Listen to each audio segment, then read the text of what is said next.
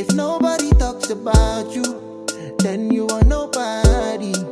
Then you are nobody. Remember, child. Hello. Good evening, everyone. I want to make sure I look good on all angles.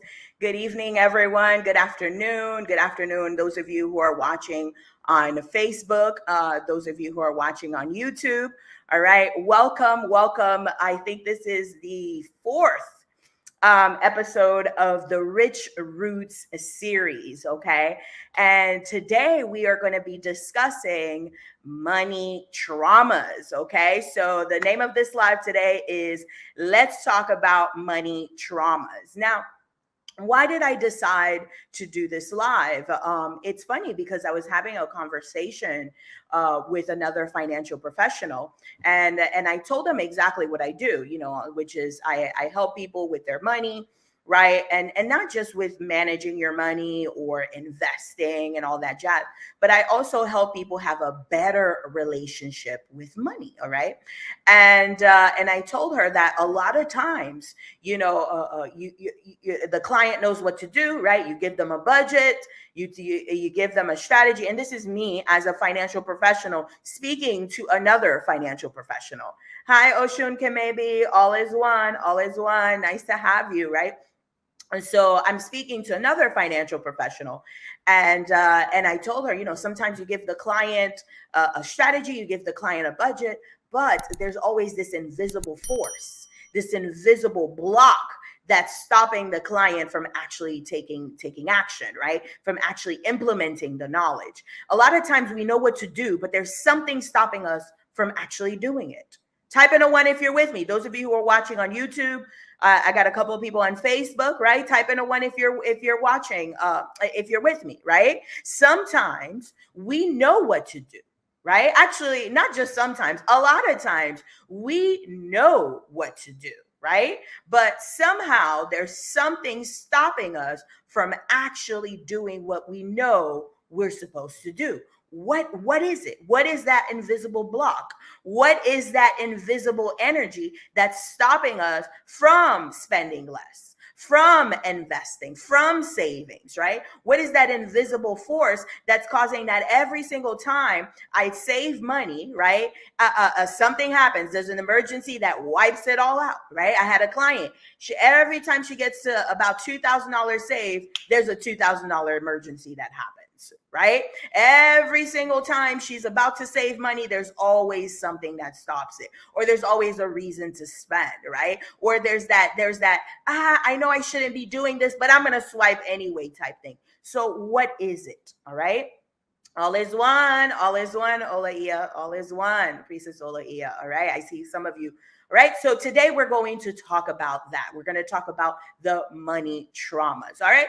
So as you all are trickling in, I see a few of you are trickling in on YouTube. A few of you are trickling in on Facebook. I'm not going to stay too long. So I'm just going to go ahead with the live. Usually I wait for a couple more people to get on, but I'm just going to continue. Okay. So who am I? My name is Priestess Omisika Oladeinde. I am a certified money coach. I'm a behavioral money coach. I go deep into the subconscious mind to find the root of your spending habits, to find the root of your savings habit. Because here's the thing, right? Let's have a conversation real quick. Everybody knows that we're supposed to, not because I'm in this with you, right? We're supposed to spend less and save more. Type in a 7 in the chat if you know that, right? Everyone knows, right, that we're supposed to spend less and save more.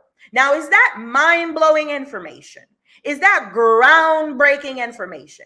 Do you need to go and pay $100,000, $20,000, $5,000, whatever it is, for a program to teach you that?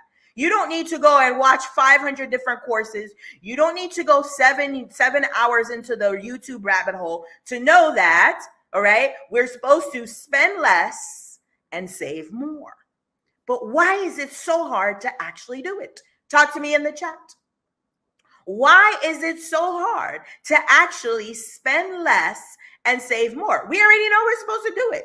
You don't need a money coach to tell you that. You don't need me to come on here and give you a whole budgeting workshop. You don't need any of that. You don't need another budgeting workshop. You don't need another savings workshop. You don't need another anything workshop because you already know what to do. You already know what you spend money on. Or maybe you don't. Actually, you know what? Maybe you don't. Maybe it's time to find out. Right? We already, all is one, priestess. All is one, Iya. All is one. It's always an honor to have you on these lives. So we already know that we're supposed to spend less and save more. So what is the issue? What is stopping us from actually implementing this? Let's have some guesses. All right? Talk to me in the chat. Let's have some life in the chat here. When you guys, actually, you know what? That's a little tactic. Every time I get you guys to talk on the chat, it boosts the video in the algorithm so that more people can see this, right? We are here to impact the entire community. So share this, right? Tag your friends, tag your family, everyone who needs to hear this, even if they don't watch it right away. A lot of people don't watch the lives live, but they go back and they watch the replays, especially if they're super, super short. That's why I keep my lives about 20, 30 minutes, because I know I'm going to make it easy for you to watch it and digest this information. Why is it, right? Why is it, right? Priestess Ocean Funke, Iya says, root chakra. Oh, let me highlight this, okay? So we have root chakra, medication through consumerism. Absolutely, right? What else? What else? Yes, the root chakra, right? The root chakra is responsible for safety, right? It's responsible for your home, for being grounded. It's responsible for your finances, for your security, feeling safe in your finances. When was the last time you had peace around your finances? What did that feel like? Or maybe you never knew what that felt like, right? These are some of the questions you want to ask, all right? Anybody else? What are some other guesses, right? What is stopping us? Iya also talked about medication through consumerism. Yes, our culture, our society, right? We're taught you need to spend, you need to spend. You're not good enough, so you need to buy this thing. You're not good enough since birth. Right? Since birth, all those little kiddie commercials that you watch, even when you put your child in front of Blue's Clues. Well, I'm dating myself. I don't have any children, but I did raise my little brother. He used to watch Blue's Clues, Franklin. I know I'm dating myself. I don't know what's out there now. I don't know what the kids are watching these days, right? But when you put on Dora and you put all those things on, right? There's those commercials telling your child, you're not good enough, you need to get this thing. You're not good enough, you need to buy this thing. You're not good enough, you need to buy this thing. You're on Facebook, and it's not just your child. You're on Facebook, you're scrolling. You're not good enough, you need to buy this thing. You're not good enough, you need to buy this thing, right? You're constantly being told you're not good enough and you need to buy in order to be good enough. So yes, absolutely. Consumerism. Yes. Okay. People, Iya says, people don't feel like they are doing good unless they are able to buy things. Absolutely. Absolutely. Okay. All right. Priestess Ola Iya says, listen, I ask myself, what is my problem? Okay. Beautiful. Beautiful. So that brings me to the topic of the day. I hope I didn't lose you here. 1 second, Facebook. I got to move some stuff. Make sure that I'm good here. Sorry, I had blocked the setup. Okay, bear with me. This is what happens when you're live. All right, you get to see all the bloopers and everything. Okay. All right, so I had some notes so I could keep myself organized, because last time I was like all over the place. I'm like, I need to be organized. Okay, so let's talk about money traumas, right? Why do money traumas matter? Well, let's have a conversation, right?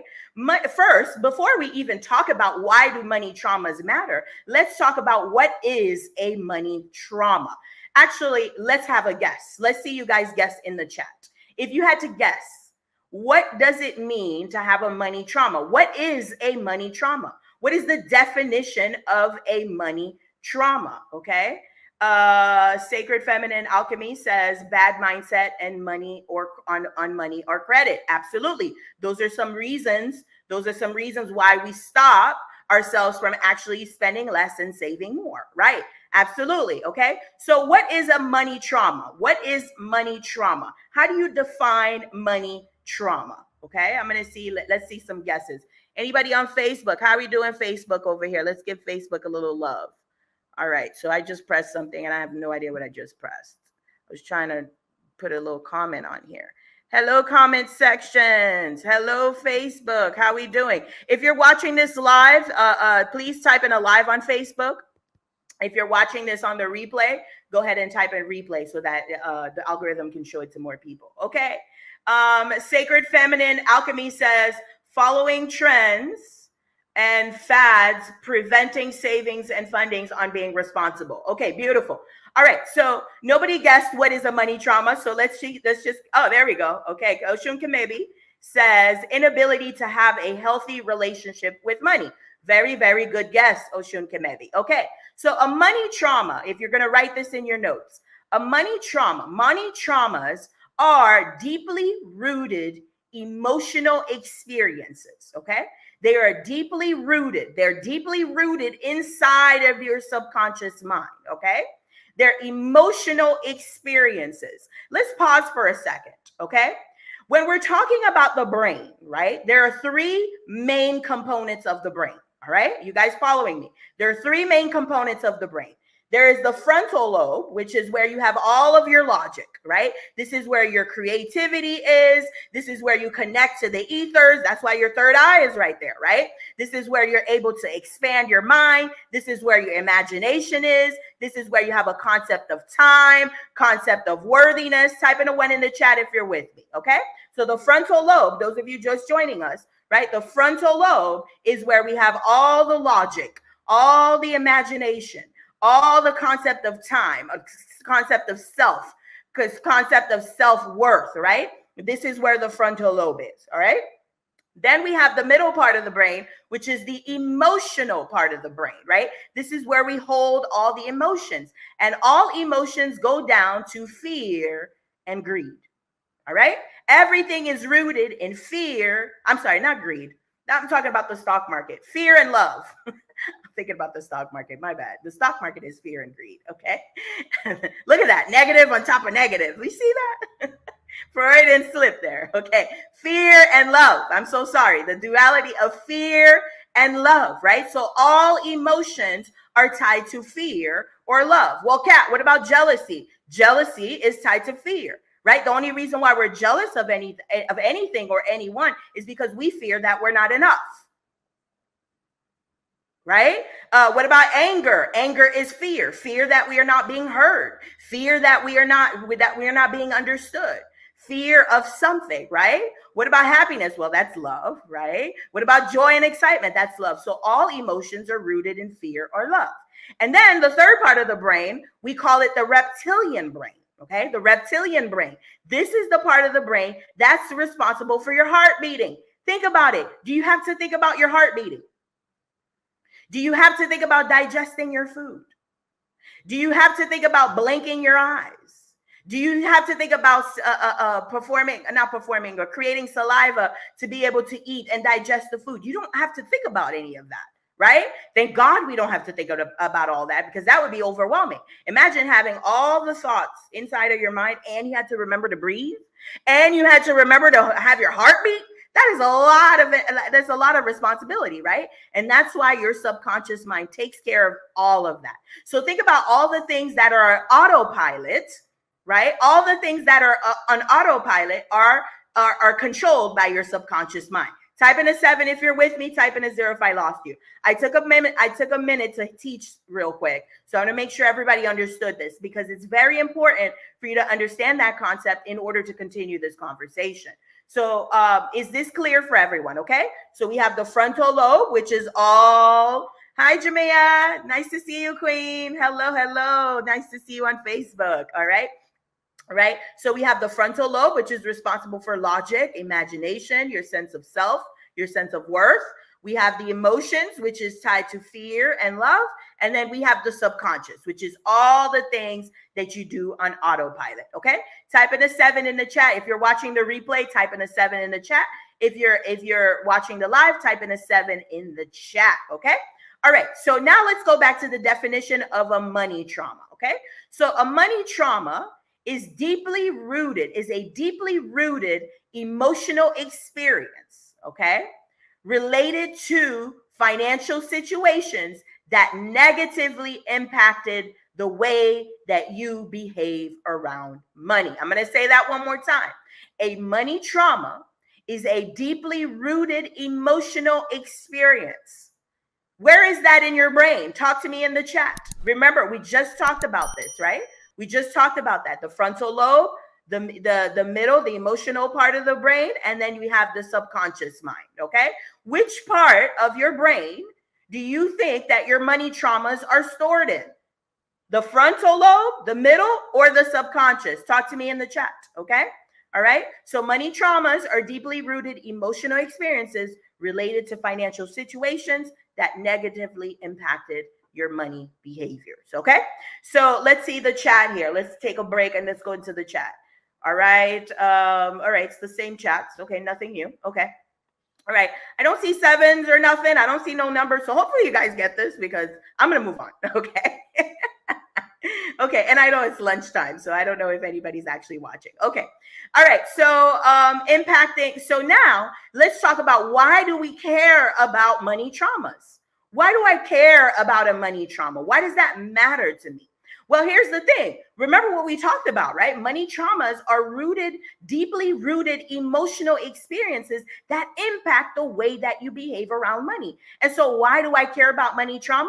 I care about money traumas because they impact how I behave around money. They impact my money. They impact the reason why I'm not able, and I say I'm because I'm speaking about us as a unit, right? Because I am your reflection, you are my reflection. It's because okay, let me not just say I, right? Because we're all in this together. We have money traumas that are creating invisible energetic blocks that are stopping us from taking action. I'm going to repeat that, all right? The reason why we care about our money traumas is because they are creating these invisible energetic blocks. Somebody write energetic blocks inside of the chat so that I know you're picking up what I'm putting down, right? These are invisible energetic blocks that are stopping you from taking action. So remember when I said we all know that we're supposed to spend less and save more. Why are we not doing it? The reason why we're not doing it is because of our invisible money trauma. Type in a 9 in the chat if you're with me. Type in a 0 if I lost you. I stopped seeing comments. I think something might be wrong on my end because I don't see comments from anyone. So I'm just going to keep going. Okay. All right. Cool beans. Cool beans.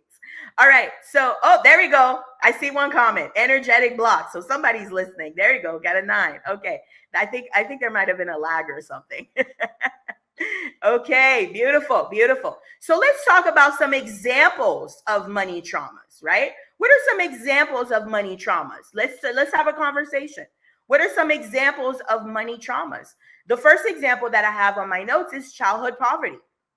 Growing up in a household where money was always scarce, right? A lot of times I work with my clients and they tell me, Kat, I make $8,000 a month and I have no idea where my money goes. Or I'll hear, Kat, I make $10,000 a month and I have no idea where my money goes. Or some of you who make other people. I had a doctor. I had a physician who was making $27,000 a month. Actually, no, he was making $26,000 a month. His expenses were $27,000 a month. You hear that, right? He was spending $1,000 more than what he made every single month. How is he able to do that? How is that possible, Kat? Credit cards. Right? And so when you have, right, I can see this. Yeah, there you guys are. Okay, there you are. Somebody giving me some life. Yes, I can see it. Thank you so much for that. I appreciate it. Somebody's like, no, Kat, we are hearing you. Please don't stop. Right? And so when you grow up, and so when I see these things, right, when I see my clients who are saying, okay, I make $26,000 a month and I don't know where my money goes, or I make $5,000 a month, I don't know where my money goes, right? The first question I ask them is, who in your life also had trouble saving? Did mom have trouble saving? Did dad have trouble saving? Did auntie, uncle, whoever raised you have trouble savings? And usually the answer is yes. And then they start to realize, oh my God, my parents also had trouble savings. Of course, my parents were also in hardship. My parents also had trouble keeping in money. Money would slip through their fingers. And so when you're able to recognize the root of these energetic blocks, two things happen. Number one, you start to realize that it's not your fault. That is so powerful when you realize that it's not your fault. All that shame, all that guilt, all that beating yourself up, it just drops. You just feel this energetic, like whoosh, like, wow, it wasn't my fault. Mom had this trouble. Dad had this trouble. Uncle had this trouble. Everyone in my family had this trouble. I just didn't know any better. So there's this whoosh that just happens when you realize that it's not your fault. And number two, you realize, wow, if I was able to learn this, that means I can learn something different. Type in a 7 if you're with me, right? Okay. When you understand the root of your money traumas, when you understand that the reason why you're not able to move the way you want to move, the reason why you're not able to save the way you want to save, the reason why you're not able to go after that 6-figure job the way that you want to, the reason why you're having trouble going to get those clients, the reason why you're having trouble attracting clients to your business. All of these money issues that you have is because of your money traumas, right? What are some other examples? Okay.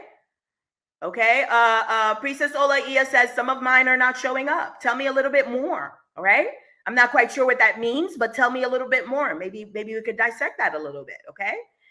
T. Ellen says the religious concept that it's bad, sinful to want money or accumulate a lot of it.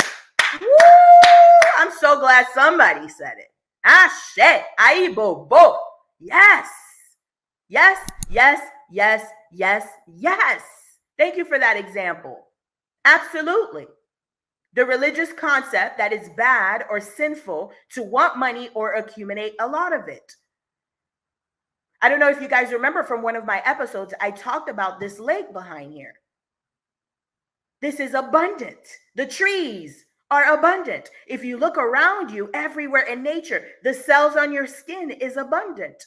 The hair on the follicles of hair in your head is abundant.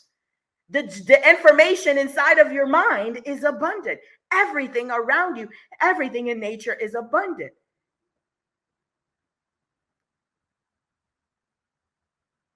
And so how can desiring abundance be bad? So that means that nature is bad.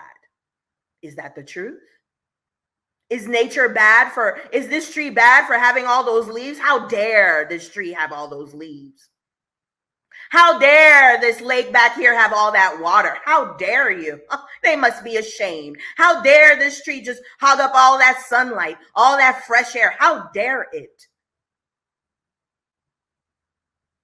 You see how crazy that sounds? That's what we tell ourselves.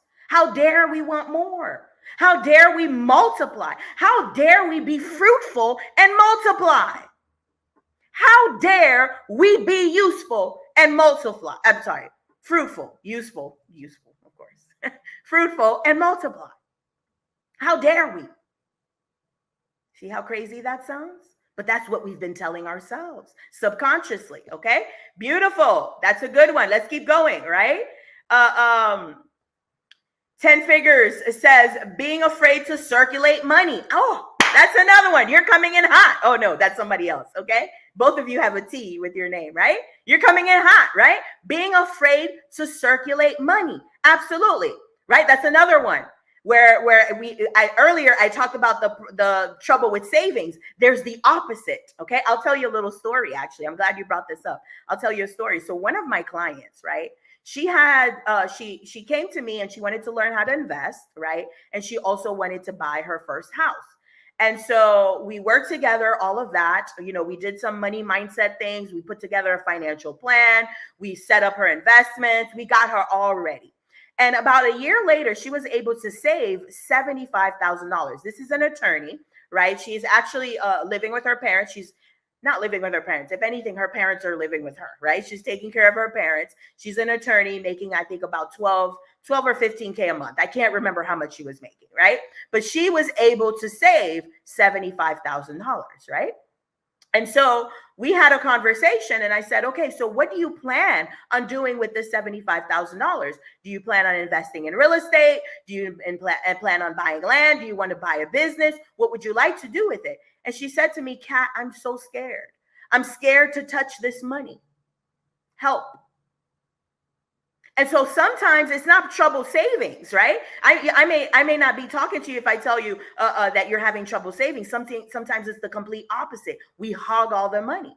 So guess what? We did some mindset work. We went to the root of this behavior. And guess what happened?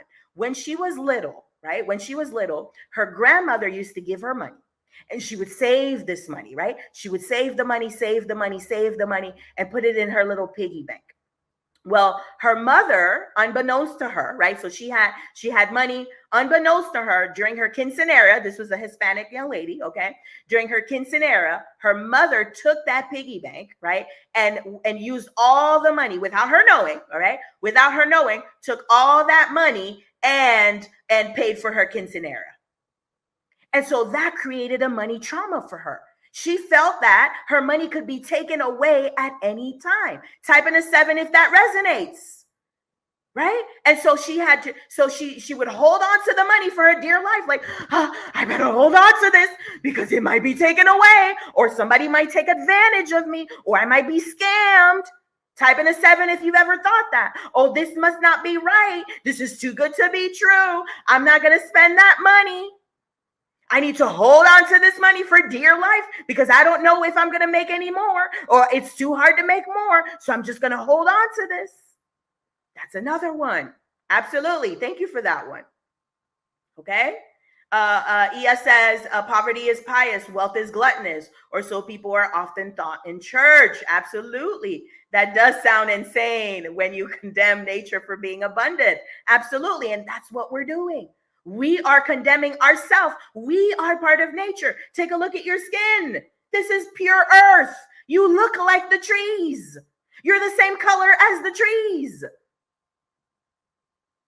If you go like this, well, my hands are sweaty, I guess because I'm talking, right? My hands are sweaty. But if you go like this, you're going to get a piece of dirt. You're going to get some dirt.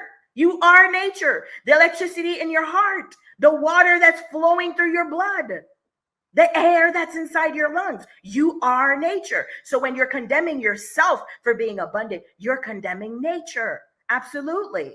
Yes. Okay. All right. This is a long one. I hate spending. It's because when I was younger, I grew up with absolutely nothing. I don't even celebrate birthdays because I didn't have as a child, but I grew up with my siblings having. Ooh, my heart hurts. Absolutely. Yes. This is a money trauma. Yes. And it's happening in, thank you for being vulnerable. Thank you for being vulnerable, Queen. I'm assuming Queen, right? Okay. Thank you for being so vulnerable. Absolutely. This has been running in the background. And this is why when you think to yourself, well, I know I'm supposed to spend less and I'm supposed to save more. Why am I not doing it? I know I'm supposed to multiply my money. I know I'm supposed to invest and multiply my money and have my money work for me. But why am I not actually doing it? Because, Queen, this has been running in the background. And look how powerful it feels to recognize this. Ashe, your healing has already begun.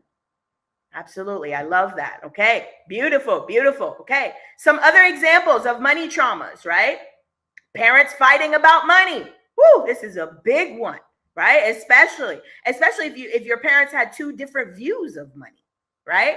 Hi, Caroline. Hi, Queen. Hello. I see some people on Facebook. I see some people that I recognize, right? Not being your parents fighting about money. Right? This puts a negative connotation. Here's the thing, and I talked about this in another episode, right?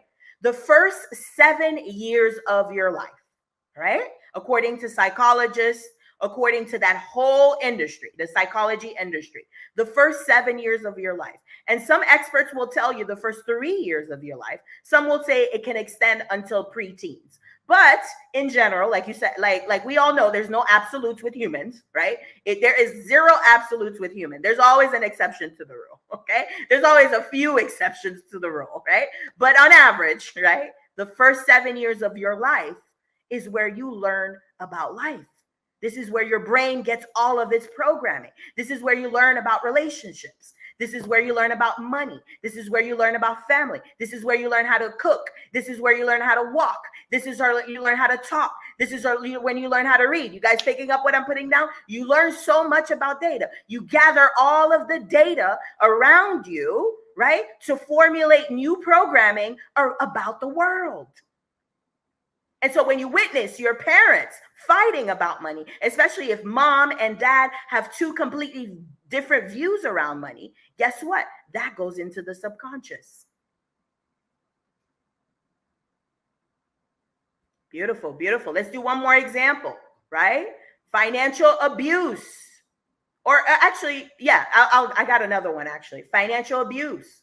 This is a common one, especially when you live in a household where mom was a stay-at-home mom, or where mom didn't work and dad was the one who brought home all the bacon, or grandma or grandpa or uncle or and auntie, or whoever raised you, right? This happens a lot where dad is the bringing home all the bacon and mom keeps herself small to stay safe. Mom has no say-so. Mom has to ask dad for money. This happens a lot. Now, I'm not here trying to paint a bad picture of having a provider husband. That is not what I'm trying to do. I'm trying to highlight that there are some households where there was a provider husband who was abusive, right? And so that can also shape the way that you see money, okay? Another big one for a lot of my clients is fraud or theft.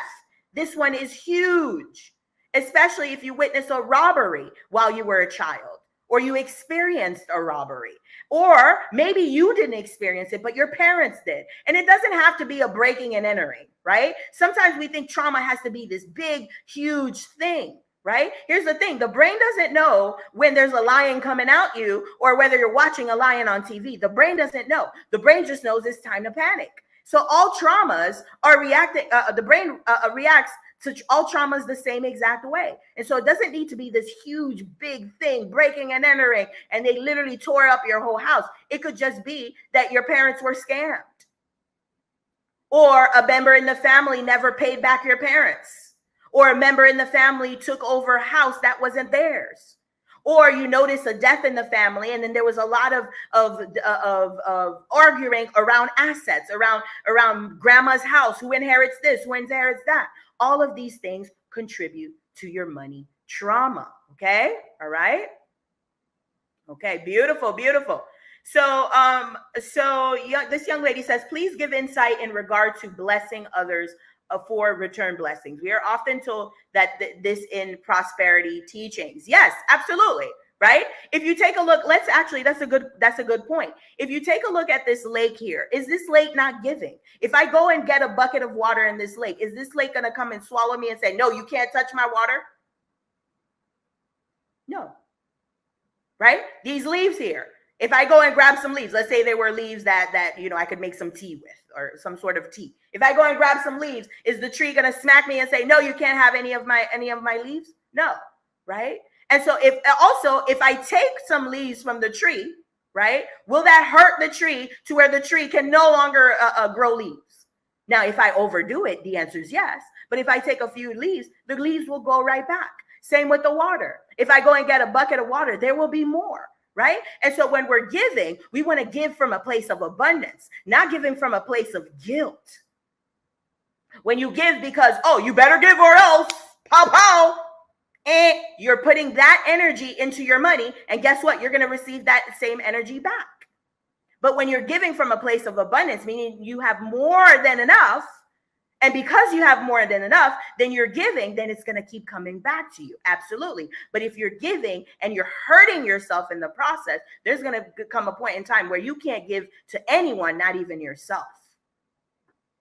And so there's a fine line between giving. We want to give from a place of abundance, not from a place of lack. This is another problem with a lot of my clients. Family members in Haiti asking for money. Oh, I got to send them money, or else I'm the bad guy if I don't send them money. Family members in Jamaica, I got to send them money. Family members on the African continent, I got to send them money. Or maybe it's not even anybody abroad. Maybe it's somebody right next to you. Oh, your best friend needs $500. I can't say no to her. She's going to make me the bad guy. I can't say no to this person. They're going to make me the bad guy. They're going to think I'm the bad guy. That is coming from a place of lack. If you're saying to yourself, I have to give because they're going to think that I'm bad or that I'm selfish, that is coming from a place of lack. We want to give from a place of surplus. Type in a 7 if you're with me. Okay, beautiful. Now, how do money traumas manifest? How do money traumas show up?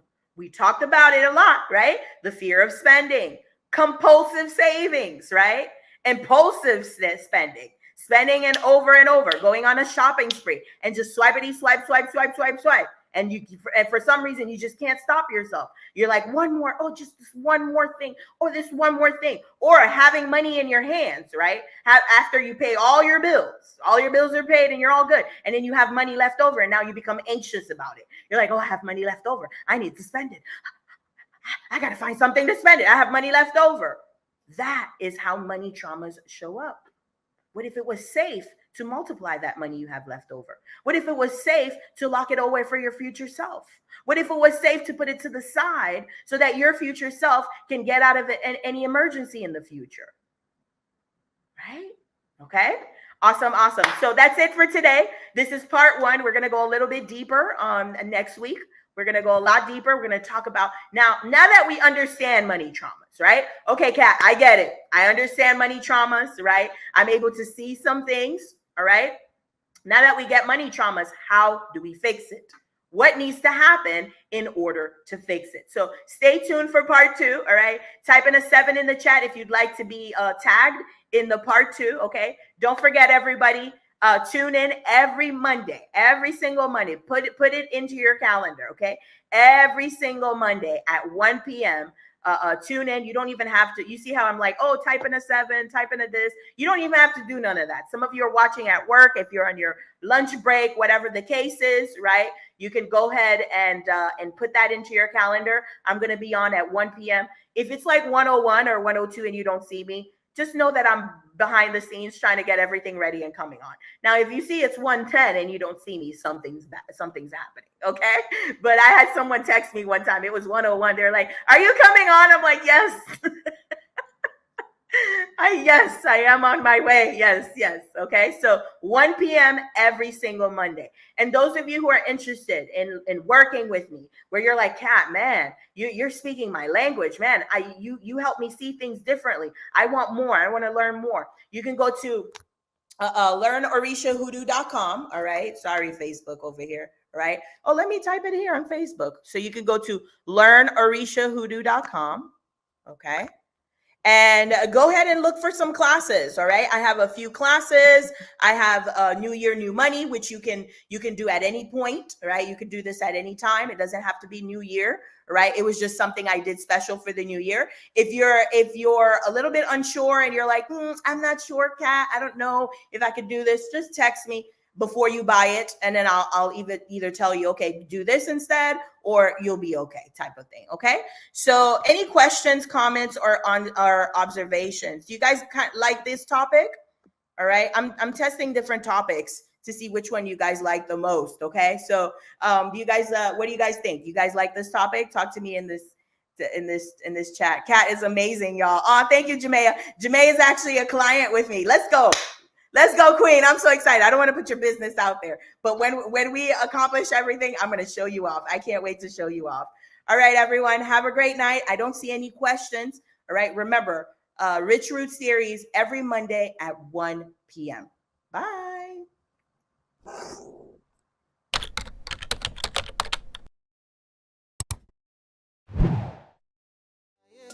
If nobody talks about you, then you want